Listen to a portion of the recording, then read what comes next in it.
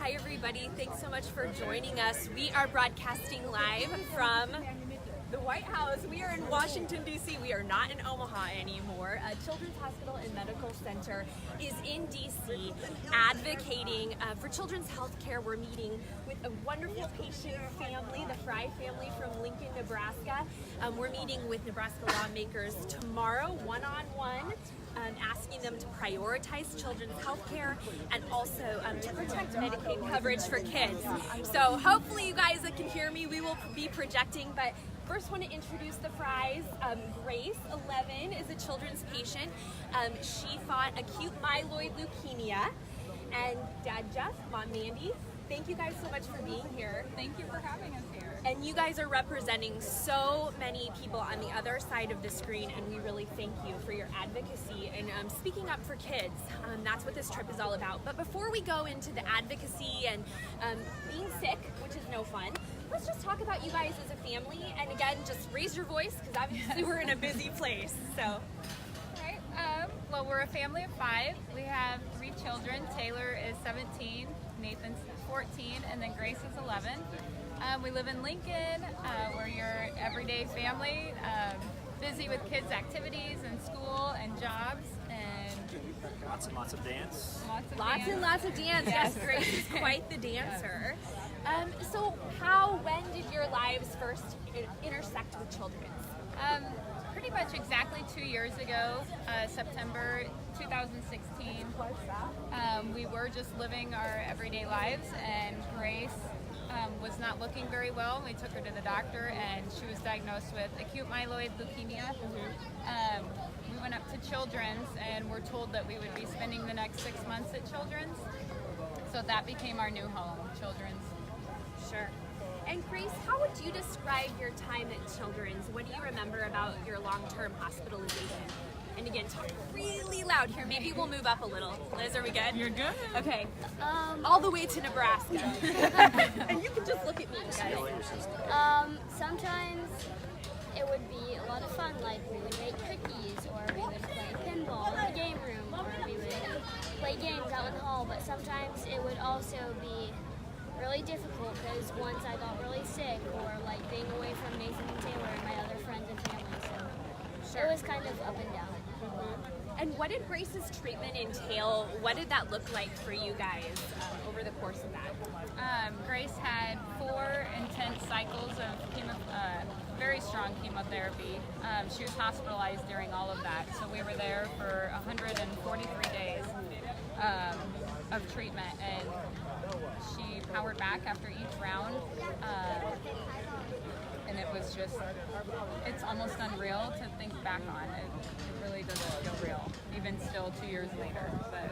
And yet I know you guys very much remember the financial burdens that you guys face, just those everyday bottom line realities of having a child with a really, really terrible illness and a long-term hospitalization. So what were those like financial burdens and other logistical issues you guys faced? Well, thankfully we have good health insurance, so the primary insurance was there, but we still have high deductible plans. Mandy was not able to work anymore because one of us was at the hospital all the time, and I had to continue working, so she quit her job, or put it on hold for that 6 months. So that income was gone. It's, like we said many times, it's the average family cannot afford to go through that without some sort of assistance. So we're very thankful for that. Yeah, and I'm glad you brought that up, because a lot of people have said on our Facebook page, you can be employed, you can have good insurance. Absolutely. And yet, when did you realize, like, we need Medicaid to help us with this, these mounting financial burdens? It wasn't immediately, but because life was just so chaotic early on. But after things kind of settled and we realized Mandy's not going to be working anymore, and the social worker actually approached us about the topic, and it's like I didn't really know a whole lot about it, and she kind of went over everything with me. It was very helpful in making sure we get all the paperwork done and everything that was needed, and she was a very, very good resource for that. So and just knowing all families would need that help. There is no way that, regardless of your income, that any family could afford to have a child in the hospital long term. It's just, it was roughly $4,000 a day, and that's not including chemotherapy. I mean, it's just not possible. So Yeah. For other families that were in the hospital at the same time as us, just knowing that like we weren't alone in that, but everybody needs that help, and that is what we want the lawmakers to know, that this protection has to stay. I mean, it just does. The kids didn't choose this. On top of the illnesses, you're going to have a lot of bankrupt families without that assistance. So Yeah. that's one less thing you have to worry about As on top of everything else. So. Yeah, as you've seen comments on our Facebook page, but also you met people down the hall who you knew they were going through the same kind of emotional battles, financial battles. On behalf of all of them, like, how does that make you feel that you're representing all of them? And again, speak up loud, because I know there's a lot going on, but how does that make you guys feel? It's really an honor. It really is. We're very thankful that we were chosen to come and do this. We're not always comfortable with being in front of camera. Yeah, you guys are brave. They're doing a Facebook Live in front of the White House right now. But we're very thankful for the opportunity, and it's a very important message, obviously. So children's means the world to us. We would do anything we can to help them. So when they asked us, absolutely, we would do it. And we just want those families to know that we are going to try our hardest to be a voice for them, and we've been in that situation, and we just especially the early families. You're not alone. That's a big takeaway, Yeah, I think. and that's what my next question was exactly. In Parents First, what do you want to tell the parents on the other side of the screen who maybe have a new diagnosis or have been in the hospital months and months and months?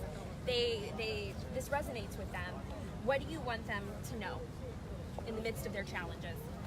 That you will get through it, and that the hospital is there for you. There's so many resources there for you. Take advantage of it, because you have to, and they're there for you, and we're here trying to be a voice for you, and we hope that we can make a difference. We really do. We hope we can put a face to Medicaid and the families that it serves, and we pray for all of you every single day. You've been there. Yes. Grace, I want to ask you, what would you say to the kids in the hospital or kids at home who have a medical condition?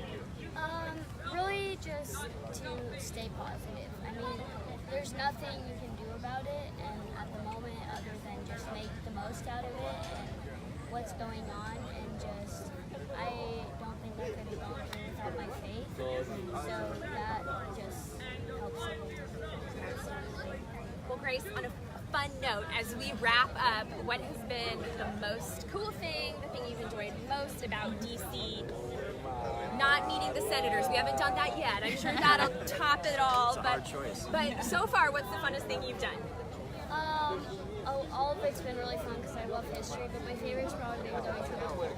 Ooh, Mount Vernon. And what did you like about Mount Vernon? And again, say it loud. I loved seeing where George Washington lived as a kid. I thought that was really interesting to see. Yeah, this is a cool trip for a history buff. I love it. I love it. Well, thank you guys so much for representing all of the families, all of the patients at Children's Hospital and Medical Center. We are so grateful to you. Thank you. This is above and beyond. And again, we are meeting one-on-one with Senators Deb Fischer and Senator Ben Sass tomorrow morning to share your story. And we just want everybody to know out there that Children's is an advocate for the children we serve, and it extends way past the hospital walls all the way to Washington. Absolutely. And beyond, all the way to the White House and in Capitol Hill. So thank you guys so much for joining us for this very special Facebook Live. We're going to head off to dinner and get rested before tomorrow, but thank you guys for joining us, and you can always follow us on Facebook, Instagram, and Twitter, or visit us online at childrensomaha.org.